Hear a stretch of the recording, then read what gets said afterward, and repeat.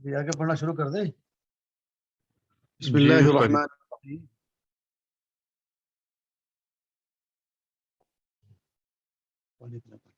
وأما أناس آخرون فقد طاب لهم أن يقرروا بأن محمدا صلى الله عليه وسلم لما لم يستطع القضاء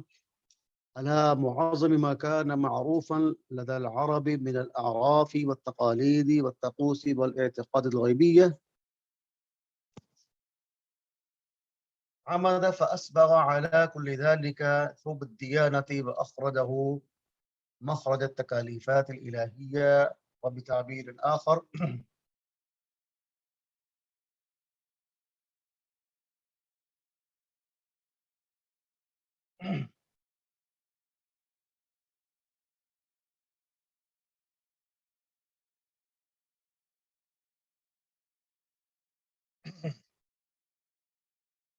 کل کے سبق میں یہ بحث چل رہی تھی. تو لوگوں کا نظریہ یہ ہے، وہ یہ کہتے ہیں کہ بھائی نبی اکرم صلی اللہ علیہ وسلم کی بعثت سے پہلے ہی عربوں کے اندر تبدیلی آنا شروع ہو گئی تھی، اور بہت ساری جہاں غلط جو چیزیں تھیں اس کو انہوں نے چھوڑ دیا تھا. تو ہم نے آپ کو بتایا تھا بھائی ان لوگوں کا خیال ہے، جو ان کا ایک اعتقاد ہے، تو اس کے مطابق تو نبی اکرم صلی اللہ علیہ وسلم کی بعثت تو کئی صدیاں پہلے ہو جانی چاہیے. اللہ کی تاریخ اس بات کی گواہ ہے کہ یہ جب آپ کا ان میں اللہ تعالیٰ نے آپ کو بھیجا ہے تو یہ زمانہ جاہلیت کا سب سے بدترین زمانہ اس کو کہا جاتا ہے. اتنی زیادہ جہالت کی کہ جس کے انتہا نہیں. تو کل ایک جماعت کا جو ہے وہ یعنی ان کا جو ایک سمجھے ان کی ایک ذہنیت ہے، ان کا ایک اعتقاد ہے، وہ ہمارے سامنے آیا. اور آگے جو ہم نے عبارت پڑھی وَأَمَّا أُنَاسٌ آخَرُونَ فَقَدْ طَابَ لَهُمْ، یہاں سے فرما رہے ہیں کہ البتہ دوسرے کچھ لوگ ہیں جو یہ کہتے ہیں کہ عربوں کے ہاں جو رسم و رواج اور تقالید اور روایات اور عقائد جو مشہور تھے، جب محمد صلی اللہ علیہ وسلم ان کو پوری طرح ختم نہ کر سکے تو ان کو دین کے رنگ میں رنگ دیا. عمد فأسبغ على كل ذلك ثوب الديانة،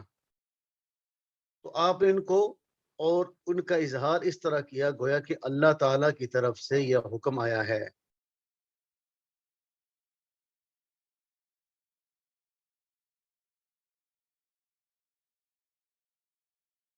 وبتعبير آخر إنما أتى محمد صلى الله عليه وسلم ليضيف إلى جملة العقائد الغيبية عند العرب رقابة علية قوامها شخصية إله قادر على ما يشاء فعال لما يريد. یعنی دوسرے الفاظ میں ہم یوں کہہ سکتے ہیں کہ عربوں میں جو عقائد غیبیہ جو یعنی پائے جاتے تھے ان کو ختم کرنے کی بجائے ایک ایسے خدا کی ذات کو متعارف کرایا جو ہر چیز پر قادر ہے، جو چاہتا ہے کرتا ہے. اس لیے عرب کے رہنے والے لوگ اسلام کے آ جانے کے بعد بھی جادو، جن اور ان سے مماثلت رکھنے والے دیگر عقائد پر یعنی وہ کاربند رہے، مضبوط رہے. جس طرح اسلام کے آنے سے پہلے کعبے کے طواف، اس کے تقدس اور اس کے شعائر اور مناسک ادا کرنے پر یا وہ کاربند اور یعنی کاربند تھے، وہ یہ کام کرتے تھے. وإنما ينطلق هؤلاء في دعواهم هذه من فريضة اثنين لا يريدون أن يتصوروا خطأهما بحال. الفريضة الأولى أن محمد عليه الصلاة والسلام ليس نبيا. الثانية إنما كان لدى العرب من بقايا عهد إبراهيم الذي تحدثنا عنها إنما هو من مخترعاتهم وتقاليدهم الذي ابتدعوها مع الزمن من عند أنفسهم، وليس احترام الكعبة وتقديسها أثرا من آثار دعوة الأنبياء بالأنبياء إبراهيم عليه الصلاة والسلام كما أمره بذلك ربه، وإنما هو شيء نسجته البيئة العربية فكان تقليدا من جملة تقاليد العربية المختلفة. یہ لوگ جو اس طرح کا دعویٰ کرتے ہیں تو یہ دو چیزوں پر جو ہے ان کا دعویٰ جو ہے وہ قائم ہے.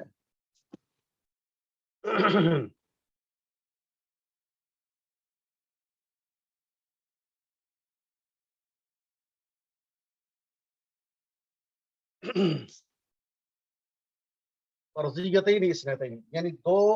ان کے مفروضے ہیں جن پر ان کے پورے مذہب کی بنیاد ہے۔ پہلا مفروضہ یہ ہے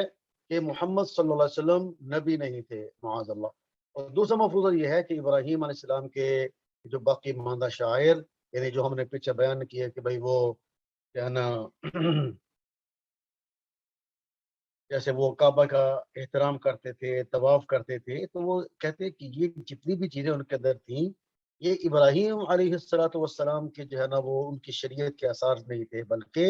یہ تو انما ہوا من مخترعاتهم وتقالیدهم الذی تدعوها، یہ تو ان کی اپنی طرف سے جو ہے نا یہ سارے بنائے ہوئے عقائد تھے، اور ان کی جو ہے نا ان کی یہ طبیعت، ان کے مزاج یہ تھے، تو لہذا کعبے کا احترام اور اس کی تقدیس یہ ابو الانبیاء ابراہیم علیہ السلام کے جو ہے وہ آپ کے آثار میں سے کوئی اثر نہیں تھا۔ وَإِنَّمَا هُوَ شَيْءٌ، یہ تو ایک ایسی چیز تھی کہ جس کو عربی ماحول نے جو ہے وہ اس کو اس نے یعنی پروان چڑھایا تھا، اور یہ فَكَانَ تَقْلِيدًا مِنْ جُمْلَةِ التَّقَالِيدِ الْعَرَبِيَّةِ الْمُخْتَلِفَةِ، اور یہ ان جملہ تقالید میں سے تھی جو عربوں کی خود ساختہ ہیں۔ وفي سبيل المحافظة على هذه الفرضيتين اللہ یصیبہما ای خدوش او وہن، کہتے ہیں یہ جو دو من گڑت ان کے جو مفروضے ہیں، ہر قسم کے ضعف اور کمزوری سے محفوظ رکھتے ہوئے یہ لوگ ان تمام دلائل اور بڑے بڑے تاریخی حقائق سے آنکھیں بند کر لیتے ہیں جو ان کی راہ میں رکاوٹ بنتے ہیں۔ اگر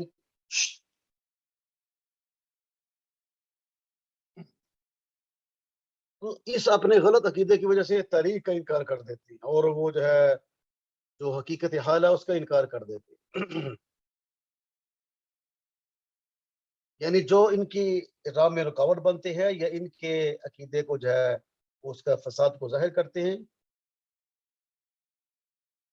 جب ایک بات ہمیں معلوم ہے کہ حقیقت تک رسائی اس وقت تک ممکن نہیں ہوتی جب تک کوئی محقق اپنے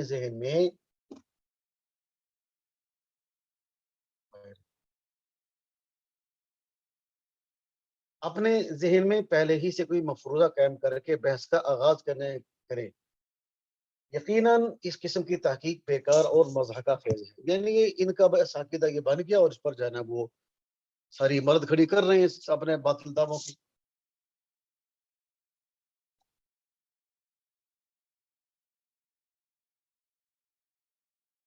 غير أن من المعلوم أن البحث عن حقيقة لا يمكن أن يوصل الباحث إليها ما دام أنه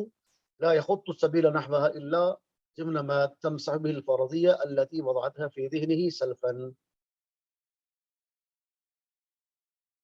اس لیے ہمارے لیے اس کے بغیر کوئی چارہ کار نہیں کہ ہم حق عقلی دلیل یا تاریخی واقعہ کا کل اعتبار کریں۔ اگر ہم کسی بھی حقیقت تک پہنچنا چاہتے ہیں اور ہمارا مقصود جب وہ نفس حقیقت ہے چاہے وہ کیسی ہی ہو، اس صورت میں ہمارا دوسروں کے سامنے جھوٹ گڑ کر پیش کرنا اور محض تعصب کی بنا پر اور آزاد تحقق کے نام پر لوگوں کو ایک مخصوص فکر وہ کیسی ہی ہو اس کا حقیقت سے دور کا بھی تعلق نہ ہو، قبول کرنے پر مجبور کرنے کا ارادہ نہ رکھتے ہوں۔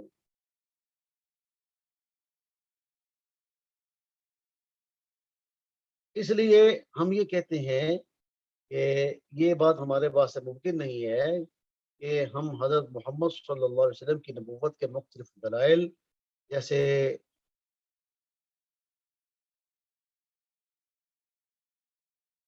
وحی، قرآن کا معجزہ اور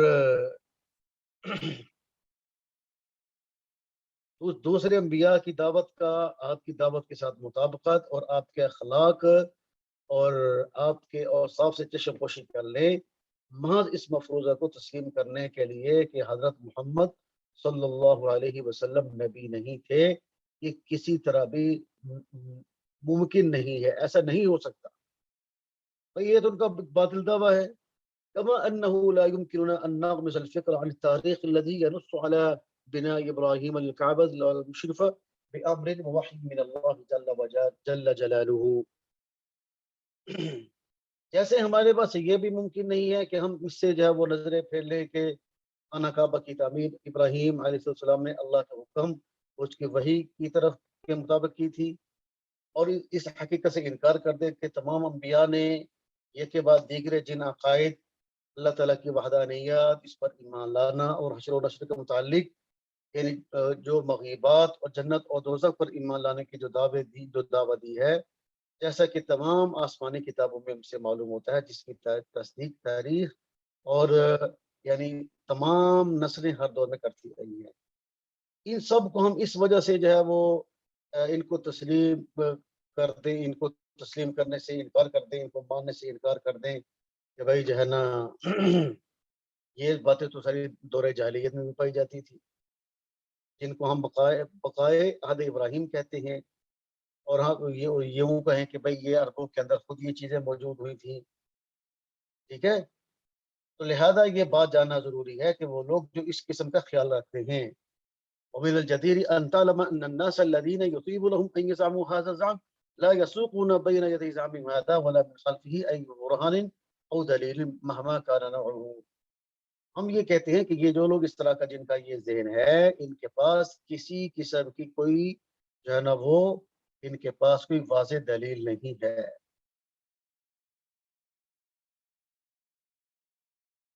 تو یہ لوگ اس قسم کے تصورات بغیر کسی ثبوت اور دلیل کے خوبصورت عبارات میں بیان کرتے ہیں، اور اس کے سوا کچھ نہیں ہے۔ وَلَعَلَّكَ تَطْلُبُ مِنِّي مِثَالًا عَلَى ذَلِكَ۔ اب یہ شیخ فرماتے ہیں جو مصنف کو آپ کی نا مجھ سے کسی مثال جو ہے وہ طلب کرنا چاہیں گے، تو کہتے ہیں میں آپ کو بتاتا ہوں کہ مشہور انگریز مستشرق آپ کی کتاب مذہبی فکر کی بنیاد پڑھ لیں، آپ ملاحظہ کریں گے کہ اندھی تقلید ان لوگوں پر کتنا اثر چھوڑتی ہے۔ اس عجیب و غریب عصبیت کا شکار جو شخص بھی ہو جاتا ہے، وہ شرافت و کرامت کی خصوصیات سے خالی ہو جاتا ہے۔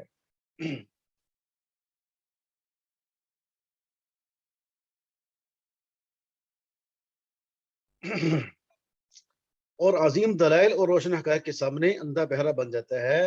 تاکہ اسے ان دلائل براہین کے سامنے جھکنا نہ پڑے۔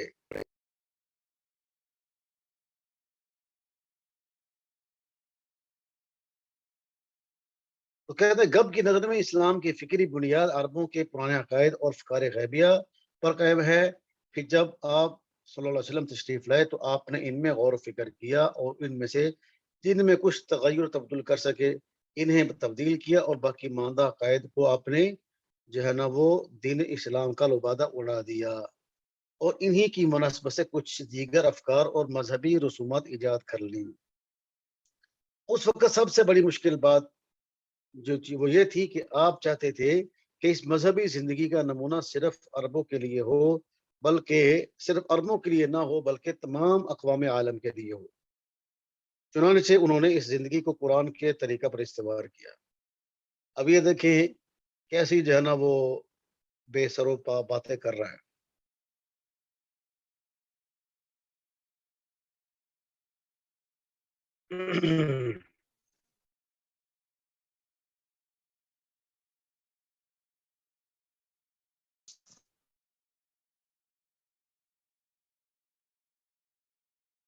تلك هي خلاصة أفكاره في الكتاب، وتقرأ هذه الأفكار من أولها إلى آخرها فلا تجد يقدم إليك دليلا واحدا على شيء مما يقول۔ کہہ رہے کہ آپ اس کی ساری کتاب کو پڑھیں گے تو آپ کو جناب والا شروع سے لے کے آخر تک کوئی دلیل نہیں ملے گی جو کہ اس کے دعوے پر جو ہے وہ دلالت کرتی ہو۔ بس مفروضہ ہے کہ انہوں نے طے کر لیا، وہ اس کے اوپر جو ہے وہ تتأمل في هذا الذي يعرضه، جو یہ پیش کر رہا ہے اس کے بارے میں غور و فکر کریں تو آپ کو یہ بات معلوم ہو جائے گی، آپ کو پتہ چل جائے گا کہ بھائی اس نے بھائی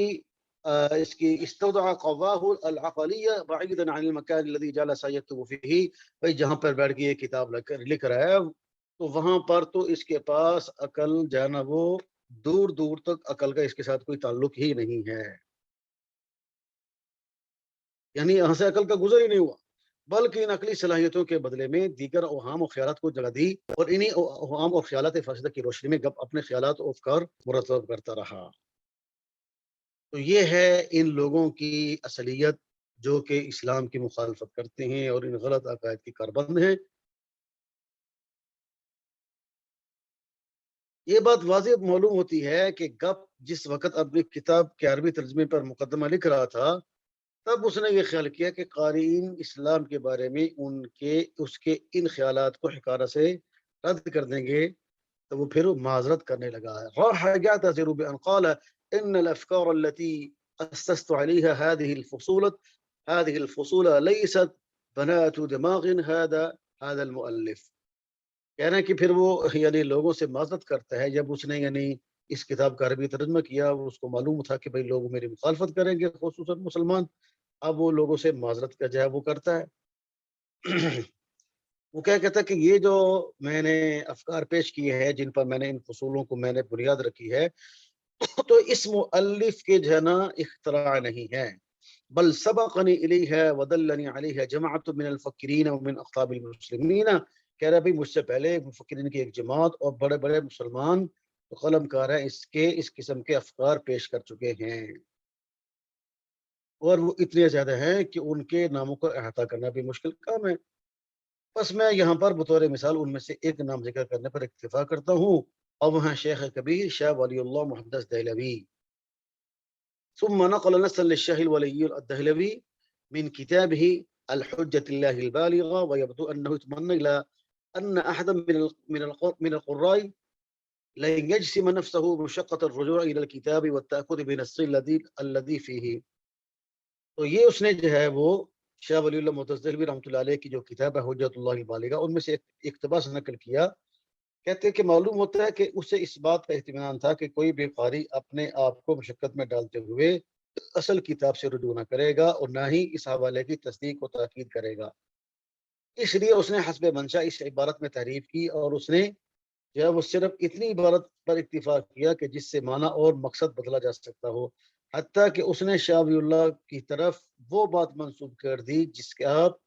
متحمل نہ تھے، اور آپ کی طرف سے وہ بات کہہ دی کہ جس سے آپ بالکل یعنی بری تھے.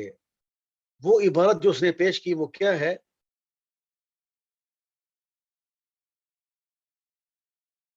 ان النبی صلی اللہ علیہ وسلم بعث بعثة تتضمن بعثة أخرى، فالأولى إنما كانت إلى بني إسماعيل، وهذه البعثة تستوجب أن يكون مادة شريعتهما عندهم من الشعائر وسنن العبادات وجوه الاتفاقات. إذا الشرع إنما هو إصلاح ما عندهم لا تکلیفہم بما لا یعرفونہ اصلا. اب یہ اس نے نبی صلی اللہ علیہ وسلم یعنی اس نے شاہ ولی اللہ کی طرف جو عبارت منسوب کی ہے، اب اس کا ترجمہ یہ ہے کہ نبی اکرم صلی اللہ علیہ وسلم کی بعثت دو بعثتوں پر مشتمل ہے. آپ کی پہلی بعثت بنو اسماعیل کی طرف تھی. اس بعثت کا تقاضا یہ تھا کہ آپ کی شریعت کی بنیاد ان شاعر عبادات اور معاملات کی طرز پر ہو جو ان کے ہاں پائے جاتے ہیں، کیونکہ شریعت ان کے ہاں پائی جانے والی عبادات اور عادات کی اصلاح کا نام ہے، نہ کہ ان کو بالکل غیر معروف چیزوں کے مکلف کرنے کا. حالانکہ حجت اللہ البالغہ میں مکمل عبارت جو قطع برید کے یعنی موجود ہے وہ مندرجہ ذیل ہے. یعنی امام شاہ ولی اللہ محدث دہلوی رحمۃ اللہ علیہ کی عبادت کچھ اور ہے، اور اس نے اس میں جو ہے قطع برید کیا ہے.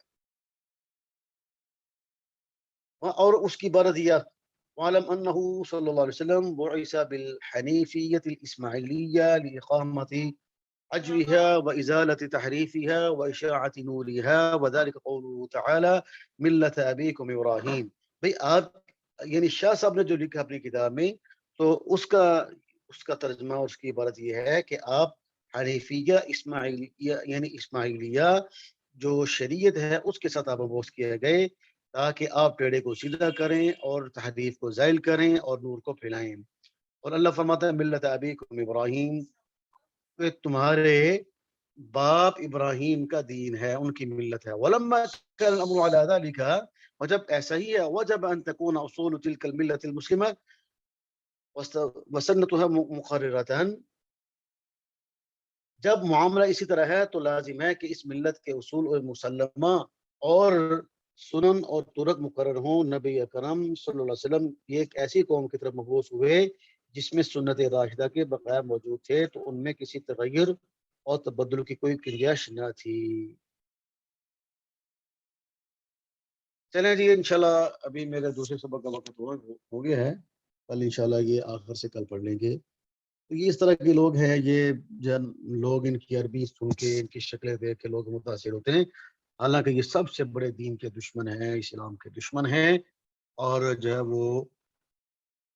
آج بھی ان کے ترجمان ہمارے صفوں میں موجود ہیں جو ایسی ایسی باتیں کرتے ہیں. ان کو ہم کہتے ہیں مستشرقین. بھائی یہ مشرقی لوگ نہیں ہیں، اندر سے تو کچھ مغربی ہیں، مغربیت کے جو ہے نا یہ دل دادا ہے، لیکن اوپر سے جو ہے نا انہوں نے مشرقی لبادہ اڑا ہوا ہے. ٹھیک ہے جی، السلام علیکم ورحمۃ اللہ وبرکاتہ. وعلیکم السلام ورحمۃ اللہ. وعلیکم السلام ورحمۃ اللہ.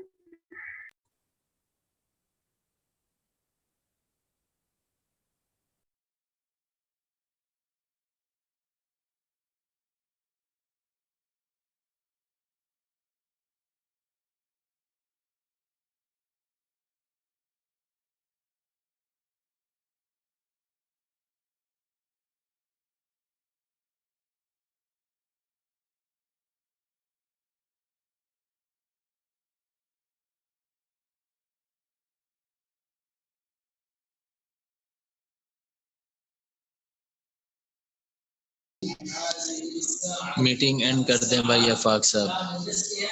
میٹنگ اینڈ کر دیں بھائی افاق بھائی.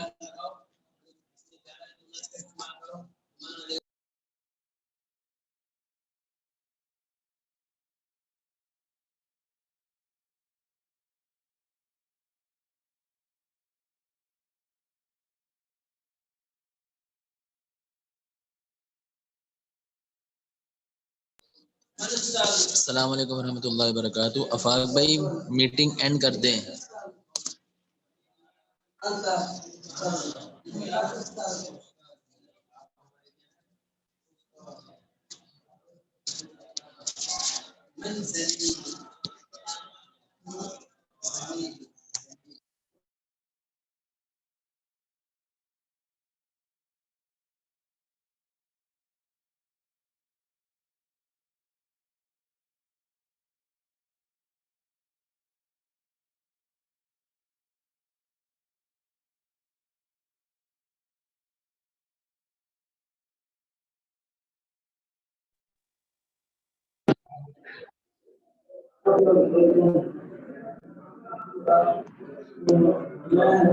السلام علیکم استاد جی، میٹنگ اینڈ کر دیں، آپ ہوسٹ بن چکے ہیں اس وقت.